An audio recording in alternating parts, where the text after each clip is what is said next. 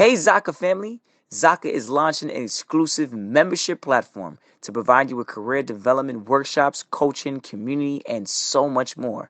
Go to ZakaConnect.com and sign up to receive information on how to access early registration and perks.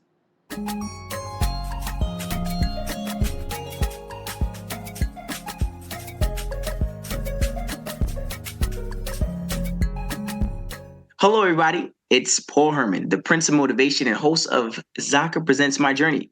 We're creating this vulnerable and positive platform where you can get inspired and motivated from different leaders from our community. Today, our guest is Chantel Pierre, who is the creative artist and founder of TBOU Studios. Chantel, welcome to the show. Hi. Thank you. Thanks for having me. Oh, the pleasure's all ours. Come on.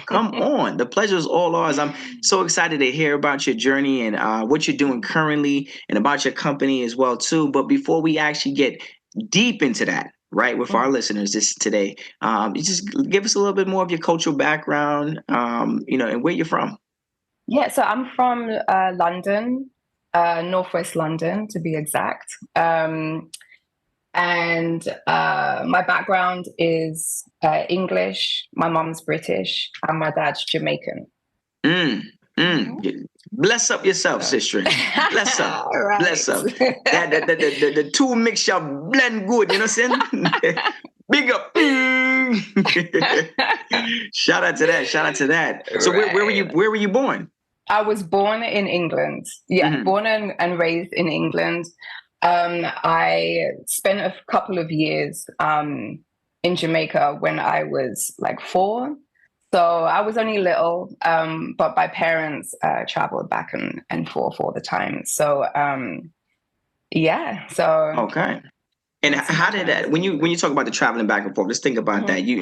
UK, Jamaica, the States. Like, how did that like affect your identity, or did it affect your identity? Like, just going back and forth between the 3 different areas. Yeah, I mean, I spent most of my time in England and just a small childhood in Jamaica, but yeah, it was just the norm for my parents to go back and forth. Even now, they still go back and forth. And I just grew up in a household where the Jamaican culture, thrived. And even though I'm from a mixed race background, like everyone around me, just London in general is like a melting pot of different cultures. So that's kind of all I knew, like growing up, not just Jamaican heritage, but also like Caribbean in general is just a big, it's a big community out there. So, you get a lot of like St. Lucians and Bajans and Trinidadians and just everybody just, and, London's kind of like New York. That's the closest state in the US that I can compare it to. That's why I got my special love for New York. But yeah, it's, I've just always known and just been around lots of different cultures. Now, when people ask you, like, where you're from, like, what are you going to tell them? What do you tell them? I mean, you could say easily UK, you could say Jamaica, you could say the States. Like, what are you claiming? Like, what are we holding down? Oh, well, I'm definitely from London. I'm definitely, because I've been, I came over to the US when I was like in my mid-20s. So, I was like 24. So, I mean, yeah, that's my heritage. That's what I grew up in, and like the blend of that and the Jamaican culture, like that's me. I wouldn't really say I'm American at all. Okay. But I've lived here a long time now. So true. Yeah. Now, you said you came here to the States in like your 20s, right? Yeah, early 20s. Okay. So early 20s, was that like when you started to jump into your first career, like your early career? Like, what was like some of the struggles you faced? Was it there? I actually designed back in London. So I went to university in London, studied like fashion design and worked there. And then I came to the US. So it was very different for me because I didn't actually plan to come over. It wasn't something, it just kind of happened. And where I designed back in the UK, I designed for like some big retailer brands like Topshop and like New Look, River Islands, like big brands there. And then I just randomly got a job over here, and I came and I was like, okay, let's just see what this is like. And I kind of just dived into it, and then I've been here ever since. So you loved it over here, I see, right? You loved it. You were like, nah, I'm not going back. I'm fine here. But in that earliest stage in the UK, like what kind of struggles did you face like jumping into this industry? there wasn't that much struggles, I'd say, when I was designing in London. I didn't face a lot of struggles. I just like jumped into it and was just so eager to learn and thrive on creativity. And I just wanted to work so badly and be in the design industry, and I loved it. I found a little more struggle when I came here. Okay. So it wasn't struggle. It's just more of, everything you got, every job has a little, has ups and downs. I think more so I went to like Central America. So, I mean, like Middle America, sorry. So when I came and I got a job, it was in Ohio. So, and, everybody was like, shout out to everybody from over want to do that? Because London, Ohio is a big jump. Yeah, it's just so different to what I understood in London culturally, and in my industry. I was used to like fast fashion, just trends, just keep, designing and evolving it trend wise. And then when I came there, I found that culturally I always felt like I fit in London, and there I was kind of like, oh, I don't, see a lot of myself and like people that look like me. And, that's not because they're not there. It's just because where I worked, it wasn't there. Right. It's not, it's, and that could be the company that I worked for, but I just found it was a bit of a cultural shock for me. But I jumped into it and I was up for the challenge. And that's kind of the aspect I've always taken with along this career, any companies, brands I've designed for. What is going to be the challenge of it? What am I going to come out with? Like, how can I better myself? And I learned a totally different, it was all about the technical aspect of designing, all about the wash, the treatments, nothing to do with fashion, more so just like the details of the garment. And I liked it because it's something different. But I did have to home in on I suppose maybe I had a European way of designing, and I had to, gotta switch up a little bit. that for a different consumer. And I found that I needed to design a little bit more within the box. Whereas in London, I had more freedom within my creativity to take more risks. Now, when you bring up the word creativity, I want to kind of jump into that right there.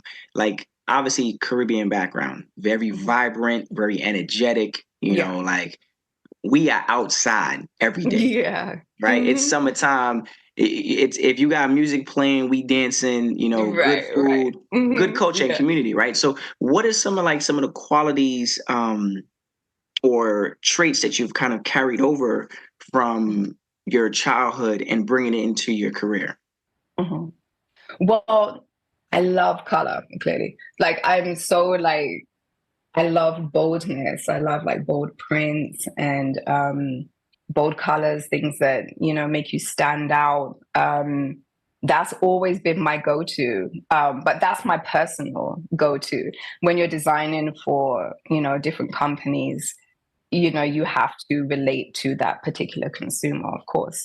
So I find that, when it comes to me and my designs, like that's what I really relate to, that kind of being bold and expressing yourself. And I find that, that does kind of go back to my heritage. And that Caribbean, that Jamaican way of just like being confident and yes.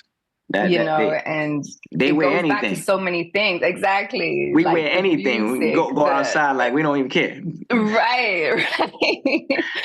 So, and that's so dope though, because it really it is an expression of yourself.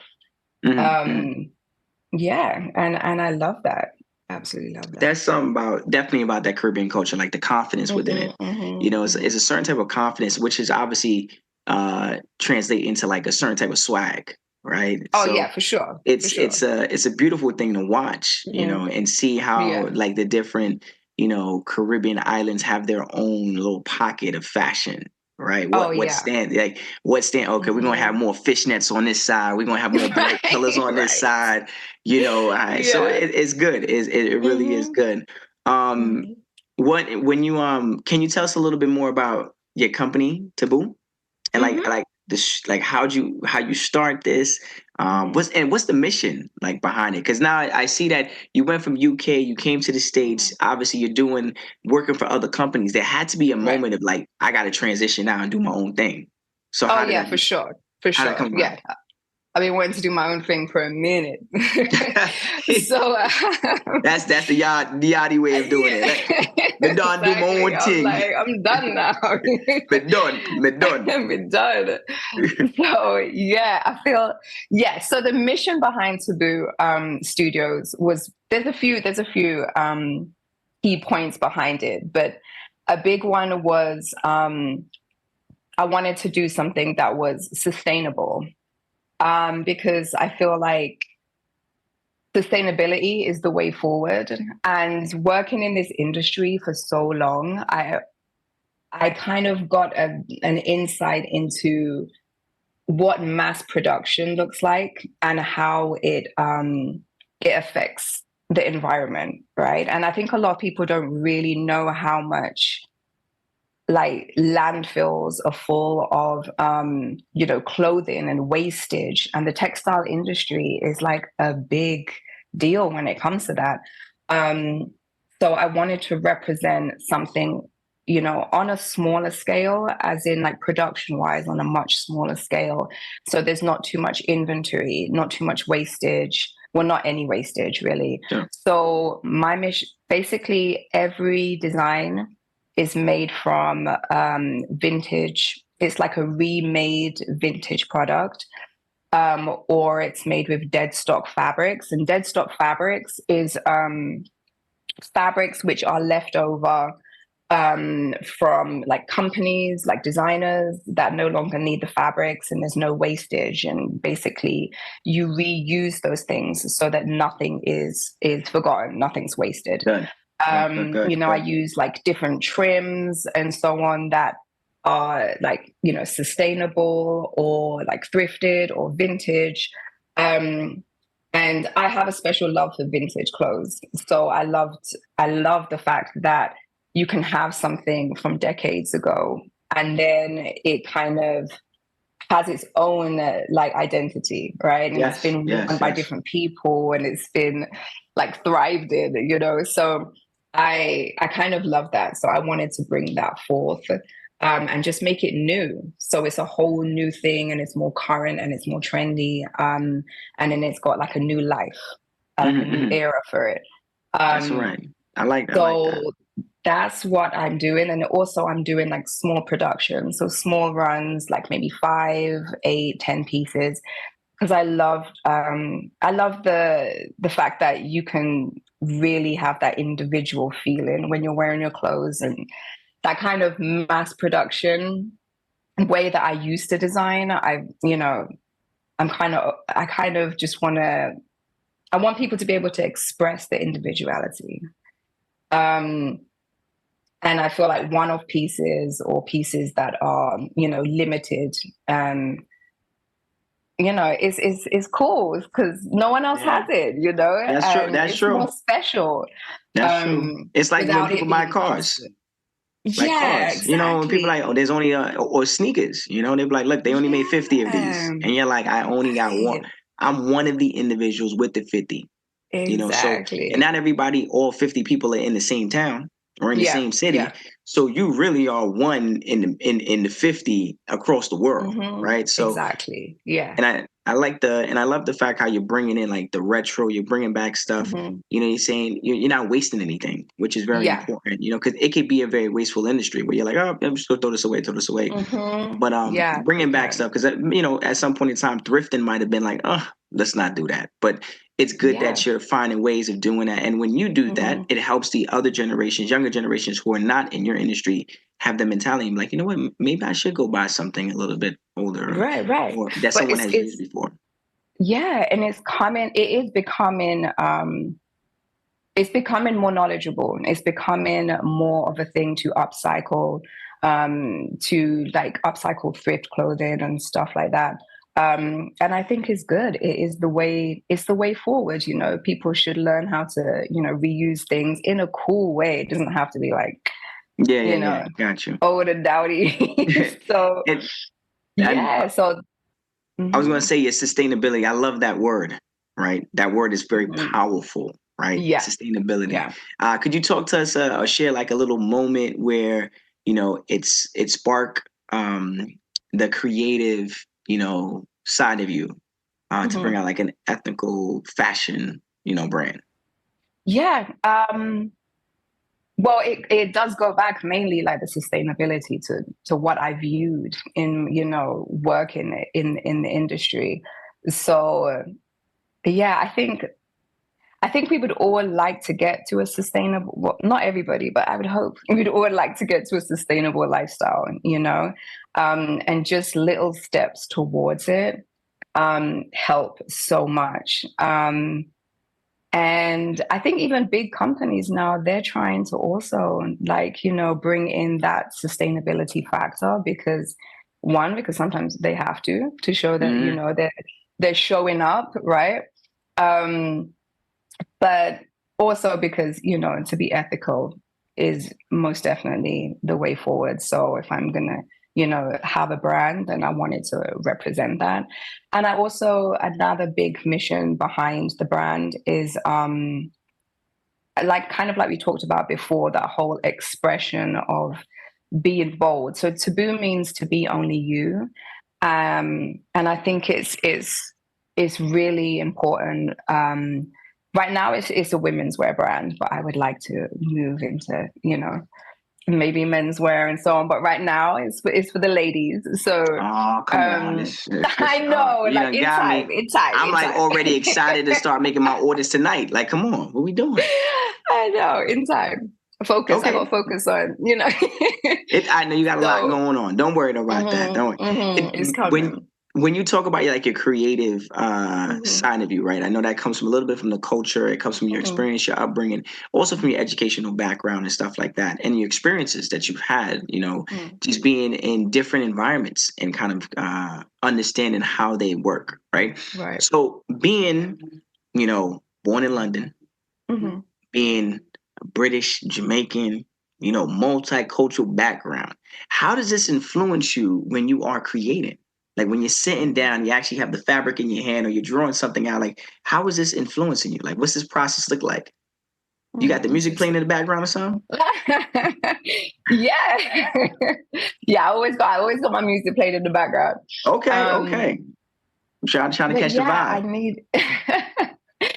vibe. um, I suppose I suppose more so for me, it's like the risk when I'm designing, as in like I want it to look different, right? Mhm. And not just the boldness, the colors. And I use a lot of like geometrics and geometric prints and so on. So I think a lot of the prints, they're all like 80s, 90s based. Um, that has a lot that inspires me a lot, right? But I think mainly I think mainly like I don't know. It's just, I always want to like a good vibe to it. When I picture someone wearing it, like, Yeah. I want them to thrive in it. I want them to be confident in it. And that's a big one for me, because I feel like you should always be confident in what you're wearing. And yeah, like when I'm designing, I'm, putting in different textures and different, sometimes depending on what it is, I might be thinking about the beach or thinking about, I see. like little, I go into little details. So, it could be like the texture of the palm tree leaf, or the colors of,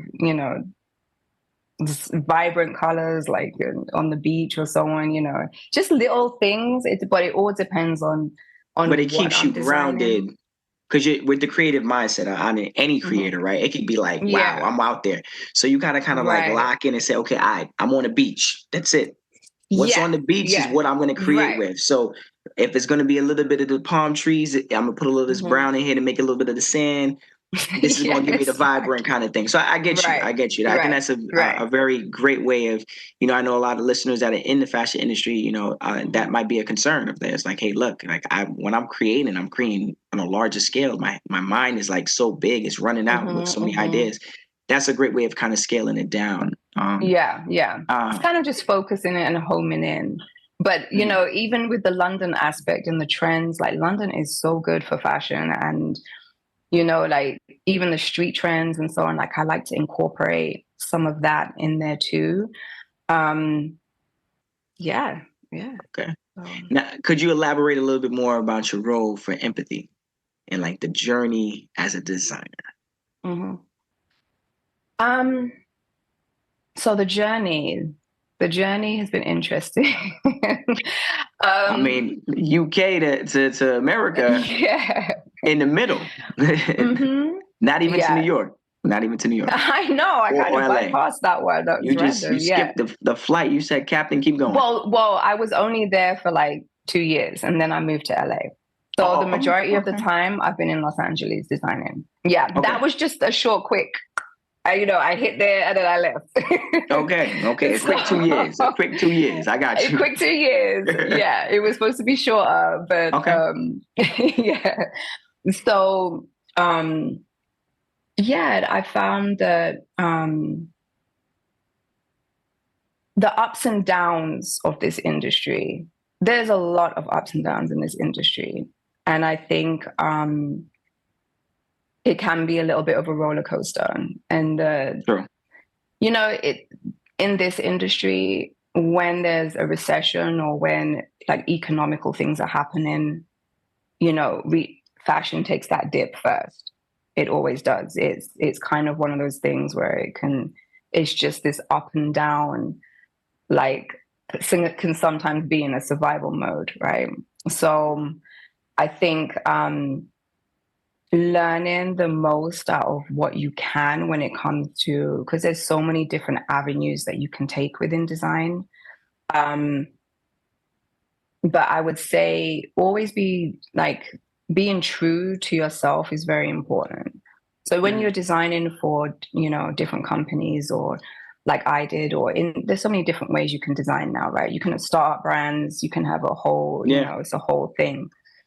I think being true to your initial vision of where you want to be, or if you're designing a brand yourself, like what is it that you truly want, and carry that through, because along the way, sometimes you can get lost in the, do I need to be more like this brand, or do I need to be more like, this designer, but just being true to yourself, I think that's very important. I've designed for a lot of startup brands that have, a vision of where they want to go. And I find that so intriguing, because that's their initial thought. That's what they want to do, what they want to be. That's what they want to represent as a brand. And I always tell them, just stay true to that. Because even if you become, a big designer or whatever, and, you broaden and you could be worldwide, whatever it is, just keep to your vision, because I've seen big brands just struggle with who their consumer is at a certain point, because they get lost in the source, or so I think just I was gonna say that kind of brings it to the stability, right? The sustainability, right? Just staying true to yourself is obviously one part of the equation to kind of help out to create longevity in this industry. So when asking this question, I'm trying to ask this question for the individuals that are listening that are, up and coming designers, right? Coming from an immigrant background, what is some of the things that you would recommend to kind of creating that type of a lifestyle where you're constantly evolving? How do you stay current and staying having some type of stability doing this stuff? Yeah. Well, I think again, it's finding that niche, or that space to hold, because there is so many up and coming designers. There's so many people that just want a brand, right? So I find that bringing in that niche, that special factor within your design, because it's such a mass market. Like, it's so huge, and you have to bring something that represents you, but that also holds a space, your own space, and just keep being consistent, because it can be hard to get out there. And I know. And that's where confidence comes in, and you're in front of a lot of people, and not everybody's gonna like your stuff. No, and that's okay, because that's the one thing. When you're a creative, opinions matter, constructive criticism matters, right? But you're gonna get that throughout, and that doesn't mean it's right or wrong. You just have to roll with it, and you'll learn from some of it, and then some of it will be like crap. You won't learn from any of it, right? But you can't listen to all that's out there. Sure. You just have to be intuitive, I think, and try to be aligned with, focus and aligned on what it is you're trying to get to. What journey is it that you really want to take? And it will come to you. It will. Consistency. Now, you mentioned earlier about the whole bold. You mentioned about the whole like confidence. Like, how does your line, your clothes, how do you envision like your pieces contributing to like empowering individuals and embracing like their unique self? Well, a lot of my designs are leather, denim. They're not just bold in color, but they're also very like noticeable. They've got a lot of like intricate handwork in it, and so on. Hand painted, bold prints. So I think it definitely markets to an individual that wants to be seen, right? And I think it also markets to someone that doesn't always want to be seen, but on a good day, she does. I've kind of learned to. I'm enjoying just designing for things that I like, that I'm in love with, and that I, thrive when I'm making it.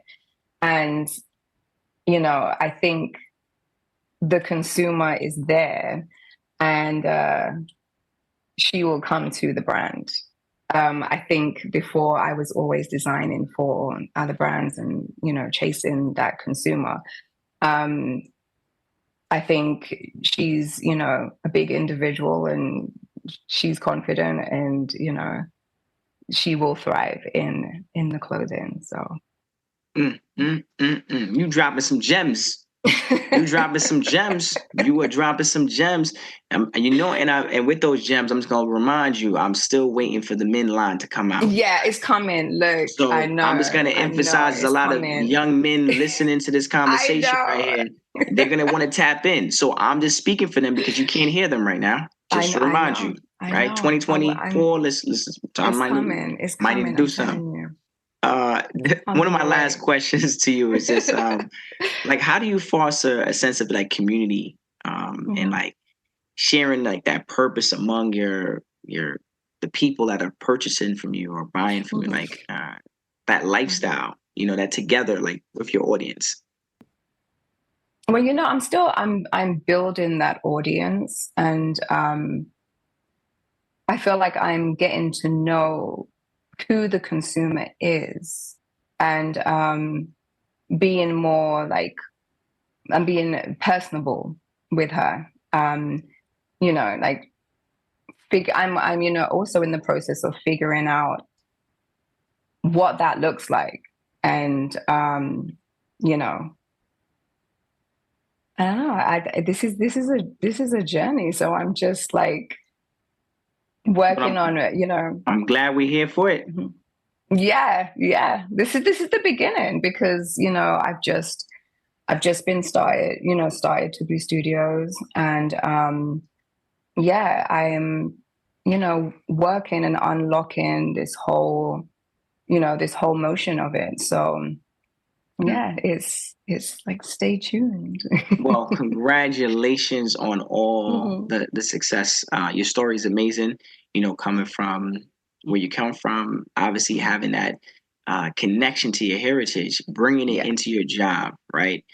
Sometimes people are like, well, it's my heritage, it's my culture, but I leave it at home, but you're bringing it into your material. And I firmly believe in the passing of energy, right? So you're putting that vibrant, confident, bold energy into your pieces, which in turn then gets passed on to the person who's actually purchasing it, right? So any last words for our listeners? Yeah, just stay tuned. That is right. We're gonna stay tuned. We're gonna stay tuned. We're gonna stay tuned. Congratulations, bro. You just really doing a lot of great things. And again, your journey, like you said, is just starting again, another one, right? Yeah, this is a new journey. And all the best with it, and everything that you got coming up, like that men's line. Yes. Yes. So I just want to let the listeners know, if you want to hear more inspirational stories like Chantel, please check us out on ZakaConnect.com. Follow our social at Zaka Connect, and follow our feed Zaka wherever you listen to your podcasts.